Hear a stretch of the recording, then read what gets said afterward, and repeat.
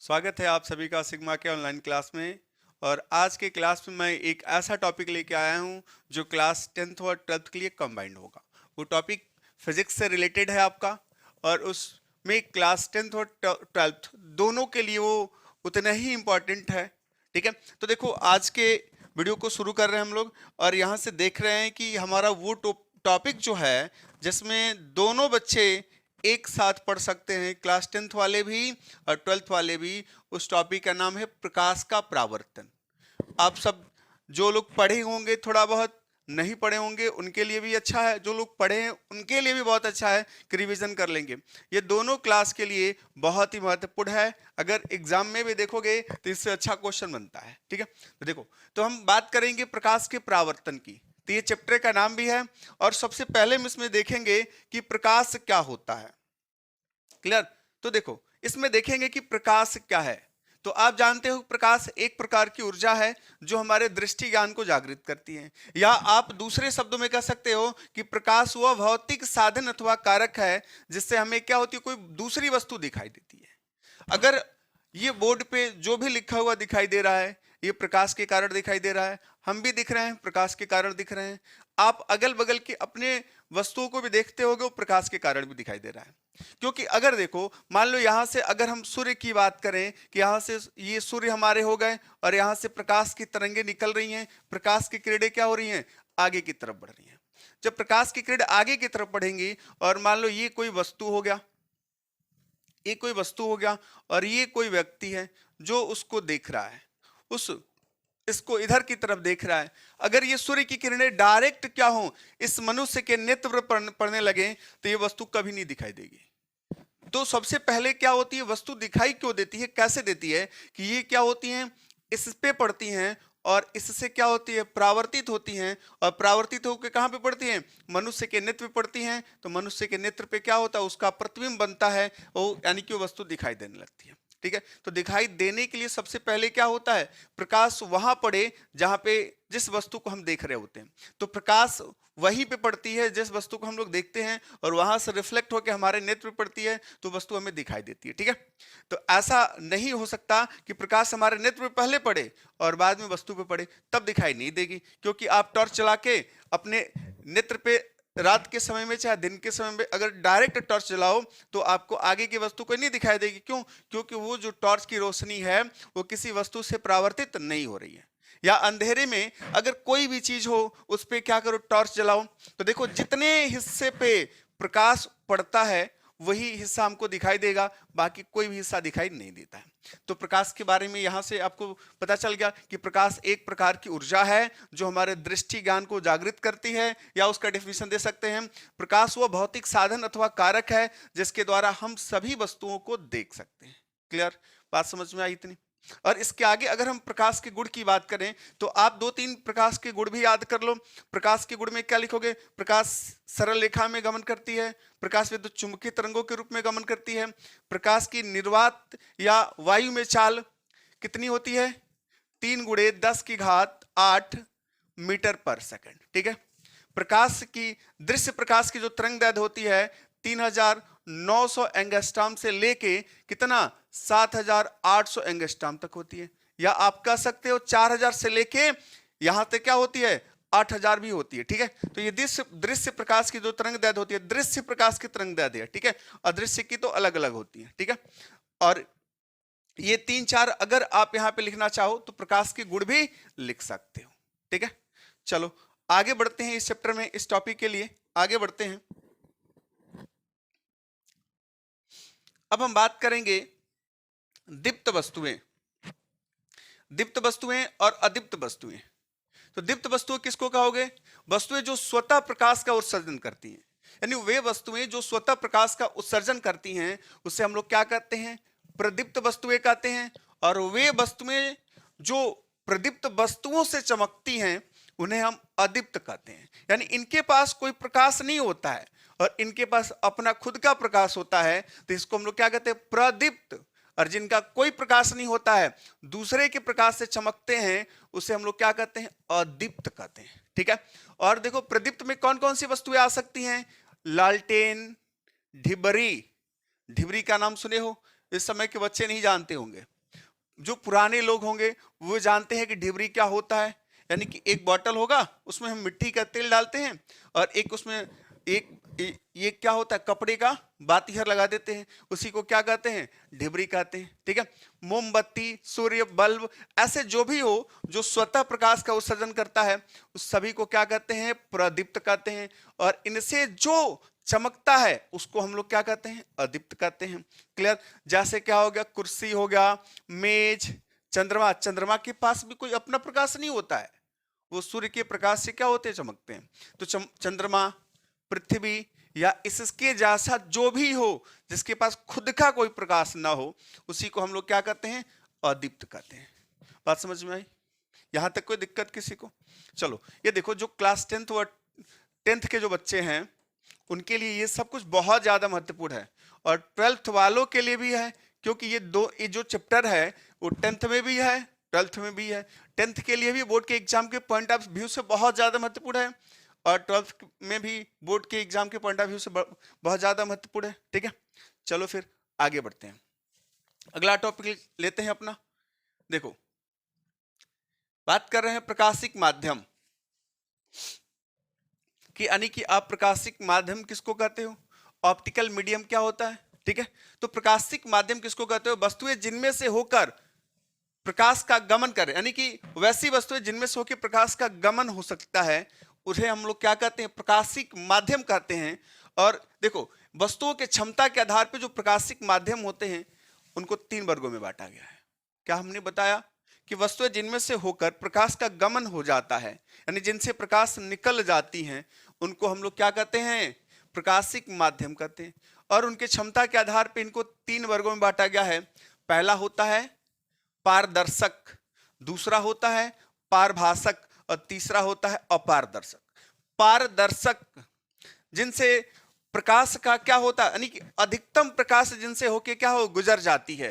देखो, वस्तुएं जिनमें से होकर प्रकाश का अधिकांश भाग निकल जाता है उसे हम लोग क्या कहते हैं, पारदर्शक कहते हैं। हमने बताया क्या कि वस्तुएं जिनसे होके प्रकाश का अधिकांश भाग निकल जाता है उसको हम लोग क्या कहते हैं, पारदर्शक कहते हैं। जैसे हवा, हवा में जब प्रकाश की किरणें चलती हैं तो हवा उसके लिए बाधक नहीं बनती। कांच, साफ सुथरा क्या हो, कांच हो, कांच से भी प्रकाश किरणें इधर से निकलेंगी और इधर से प्रवेश करेंगी, उधर निकल जाएंगी। जल होता है, जल एकदम बिल्कुल क्या हो, साफ सुथरा हो, तो प्रकाश की जो किरणें होती हैं इधर से प्रवेश करेंगी और उधर से क्या होंगे, निकल जाएंगी। तो उसको हम लोग कहते हैं पारदर्शक। ठीक है, और पारभासक किसको कहते हैं कि वैसी वस्तु जिनसे प्रकाश का आंशिक रूप से क्या हो, गमन होता हो। आंशिक रूप से मतलब जितना प्रकाश उसमें प्रवेश किया वो कुल का नहीं आगे बढ़ने, कुल को आगे नहीं बढ़ने दिया, उनमें से कुछ क्या हो गए, रुक गए, तो उनको हम लोग क्या कहते हैं, पारभासक। जैसे में क्या हुआ, घिसा हुआ कांच, कांच ले लो, जिनसे प्रकाश की जो तरंगे थी, किरणें थी, वो पूर्ण रूप से बाहर निकल जा रही थी, उनको अब क्या करो, अब घिस दो। अरे कोई पत्थर का टुकड़ा लेके उसको घिस दो, जब घिसोगे तो देखोगे तो क्या होगा, खांचा बनेगा, और खांचा बनेगा तो प्रकाश की जो किरणें हैं वो क्या होंगे, कुछ रुक जाएंगे। ठीक है, पूरा का पूरा उधर नहीं जा पाएगा। या तेल लगा क्या हुआ, कागज हो, तो इससे भी क्या हो सकता है, ये प्रकाश की तरंगे क्या होती हैं, रुक जाती हैं, प्रकाश की किरणें क्या होती है, रुक जाती हैं, जिसको हम लोग क्या कहते हैं, पारभासक कहते हैं।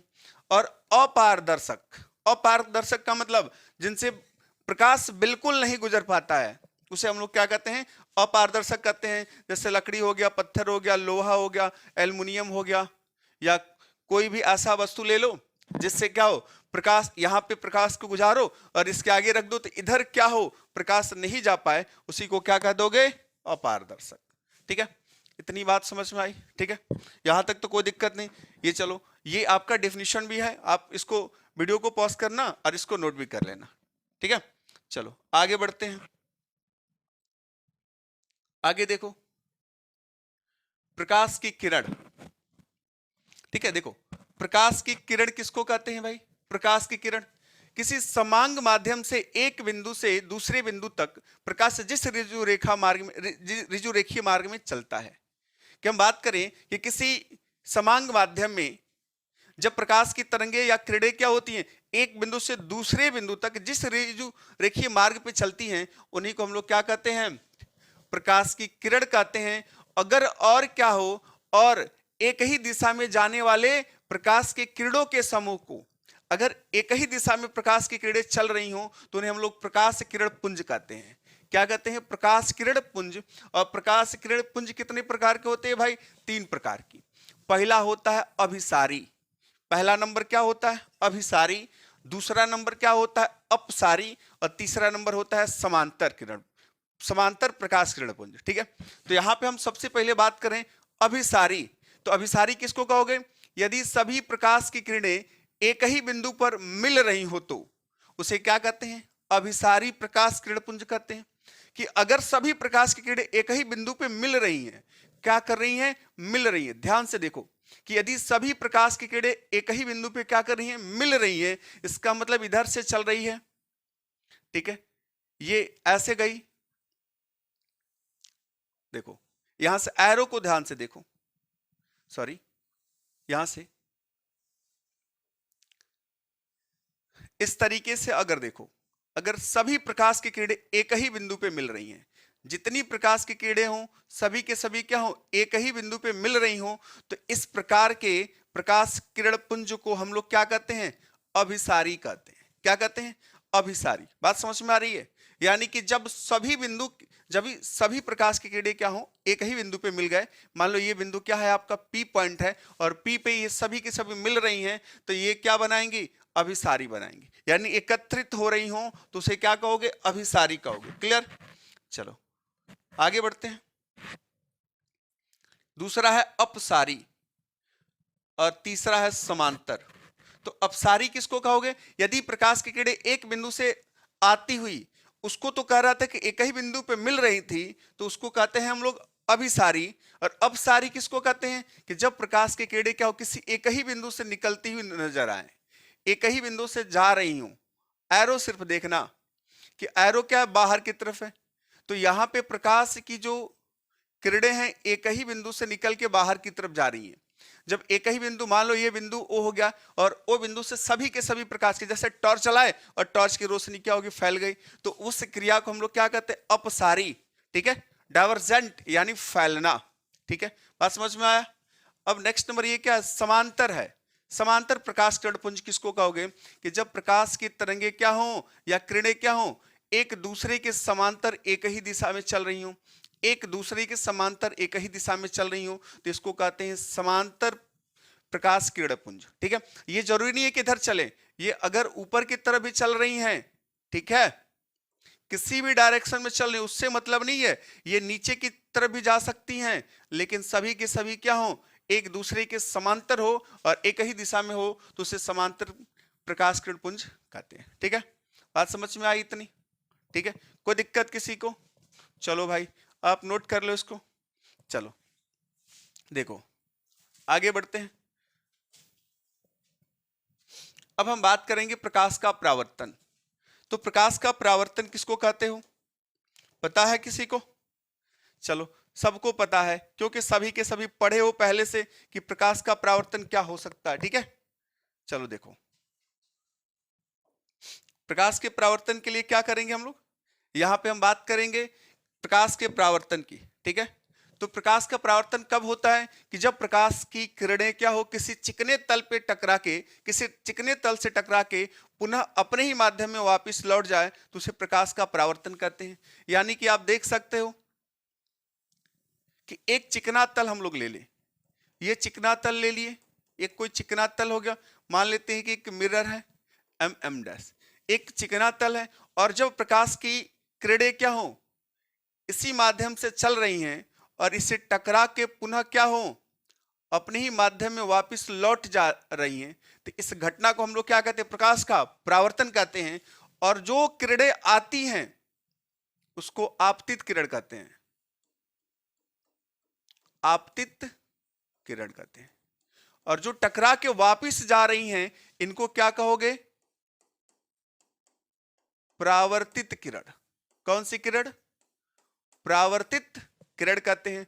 और देखो यहां पे ये क्या है? ये परावर्तक तल है, ये आपतित किरण, ये परावर्तित किरण।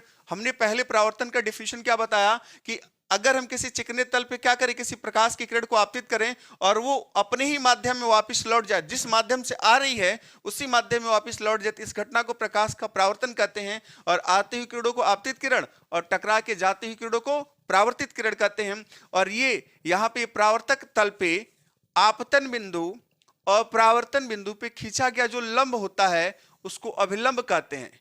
क्या कहते हो? अभिलंब। और अभिलंब को किससे इंडिकेट करते हो? यन से, क्योंकि अभिलंब का इंग्लिश जो होता है नॉर्मल होता है, इसलिए इसको किससे इंडिकेट करते हैं? यन से। और इसमें और डिफिनीशन आप इसका याद रख लेना कि यहां जो कोण बनेगा इसको क्या कहोगे? आपतन कोण। ये आपका क्या होगा? आपतन कोण। और ये जो कोण बनेगा इसको हम लोग कहते हैं परावर्तन कोण। क्या कहोगे? परावर्तन कोण। आपतन कोण को आई से इंडिकेट करते हैं और परावर्तन कोण को आर से।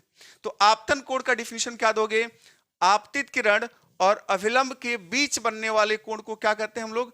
आपतन कोण कहते हैं। और परावर्तित किरण और अभिलंब के बीच बनने वाले कोण को क्या कहते हो? परावर्तन कोण कहते हैं, जिसको किससे इंडिकेट करते हैं? आर से। और ये दोनों एक दूसरे के बराबर होते हैं, यानी कि कोण जो आई होता है कोण आर के बराबर होगा। ये आपको देखने को मिलेगा कब? परावर्तन के नियम की बात करेंगे तो उसमें बताया जाएगा कि कोण आई कोण आर के क्या होता है? बराबर होता है। परावर्तन के दो नियम भी होते हैं। ठीक है, बात समझ में आ रही है? परावर्तन। ठीक है, चलो आगे की तरफ बढ़ते हैं। ठीक है, देखो अब बात करेंगे परावर्तन के नियम के। तो परावर्तन के कितने नियम होते हैं? दो नियम होते हैं।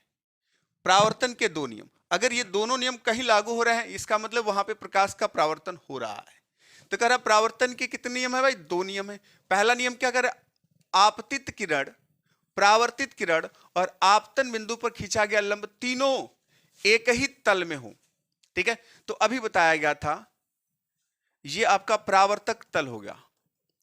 तो आपतित किरण है, ये परावर्तित किरण है और ये क्या है? आपतन बिंदु पे लंब है। और तीनों एक ही तल में होते हैं। तीनों अगर एक ही तल में होंगे तब वहां पे ये बात कर सकते हैं कि ये परावर्तन हो सकता है। प्रकाश का क्या है? परावर्तन हो रहा है। ठीक है, पहला नंबर पॉइंट। और दूसरे नंबर में क्या होगा? आपतन कोण और परावर्तन कोण आपस में बराबर होते हैं, यानी कि कोण आई ये आपका आपतन कोण है और ये आपका क्या है? परावर्तन कोण है। यानी कोण आई क्या हो? किसके बराबर हो? कोण आर के बराबर हो। तो दोनों नियम अगर लागू हो रहे हैं तो हम कहेंगे कि वहां पे प्रकाश का परावर्तन हो सकता है, हो गया है या हो सकता है। ठीक है, अगर दोनों नियम लागू ना हो तो कहेंगे वहां पे प्रकाश का परावर्तन नहीं हो रहा है। ठीक है, बात समझ में आ रही है? चलो आगे देखते हैं। अब देखते हैं दर्पण। दर्पण किसको कहते हो और ये कितने प्रकार के होते हैं? ठीक है, देखो दर्पण, ठीक है जी, कि दर्पण किसे कहोगे?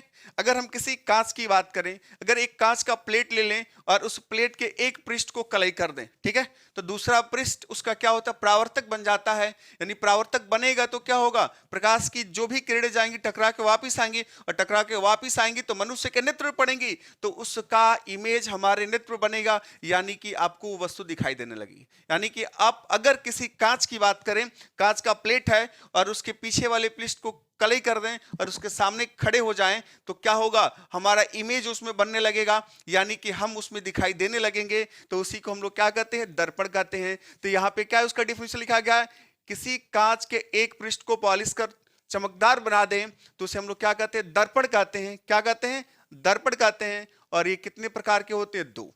ठीक है, आप पहले से कई लोग आपको बता भी दिए होंगे कि दर्पण क्या होते हैं? दो प्रकार के होते हैं, एक अवतल होता है, एक उत्तल होता है। ठीक है, तो ऐसा ना करना। दर्पण दो प्रकार के तो होते हैं, लेकिन पहला नंबर समतल होता है, दूसरा नंबर क्या होता है? गोली होता है। समतल किसको कहोगे? समतल किसको कहोगे? कि जब हम क्या करें, किसी समतल कांच की बात करें और समतल कांच के एक पृष्ठ को क्या कर दें? पॉलिश कर दें। ठीक है, तो वो जो दर्पण बनाएगा उसको हम लोग समतल दर्पण कहते हैं। बात समझ में आई? ठीक है, और गोलीय दर्पण किसको कहोगे? गोलीय दर्पण किसको कहोगे? सीधा सीधा एकदम देख लो, गोलीय दर्पण किसको कहेंगे? कि अगर हम क्या करें, किसी गोले का एक खंड ले, कांच का एक गोला ले लें और इस गोले को क्या कर दे जी? बीच से काट दें तो गोली खंड बन जाएगा। गोलीय दर्पण किसको कहोगे? हम एक कांच का गोला ले लिए और उसके क्या किए? उसको बीच से क्या किए, काट दिए, तो ये क्या बन गया, गोली खंड बन गया। तो गोली खंड के किसी एक भाग को हम क्या कर दें, यहां से कलई कर दें, किसी एक भाग को हम पॉलिश कर दें। अगर यहां पे इस भाग को पॉलिश कर रहा है, आंतरिक भाग को पॉलिश करेंगे, ठीक है, और इसके हम क्या करें, बाह्य भाग को पॉलिश कर दें, तो देखो जब इसके आंतरिक भाग को पॉलिश किए हो तो जो प्रकाश का परावर्तन होगा वो बाह्य हिस्से से होगा। प्रकाश की जो किरणें यहां से जाएंगी तो टकरा के क्या होंगे, वापस लौटेंगी, यानी प्रकाश का परावर्तन इसके बाह्य सिरे से उभरे हुए हिस्से से होगा। और जब बाह्य हिस्से को, उभरे हुए हिस्से को पॉलिश करोगे तो प्रकाश का जो परावर्तन होगा वो क्या होगा भाई, आंतरिक हिस्से से होगा।